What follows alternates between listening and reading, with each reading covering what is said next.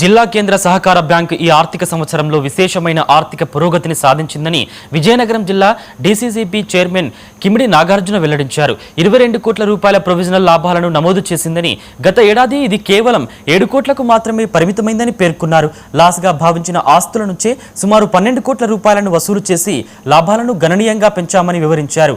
Bank మీద నిరంతర పర్యవేక్షణతో క్రింది స్థాయి అధికారుల పనితీరును మెరుగుపరచడంతో ఈ ఫలితాలు సాధ్యమయ్యాయని చెప్పారు.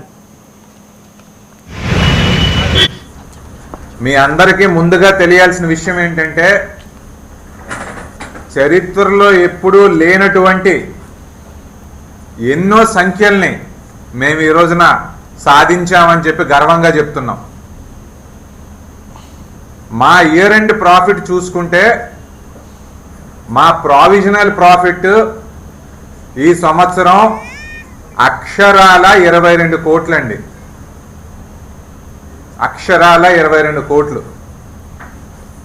గత సంవత్సరం ఇదే సమయానికి లాభం కేవలం 7 కోట్లు మాత్రమే. కానీ ఈ రోజున 22 కోట్లు ఎలా సాధించగలిగామనేది కూడా మీకు ఈ ఇంటర్వ్యూలో తెలియజేస్తాను.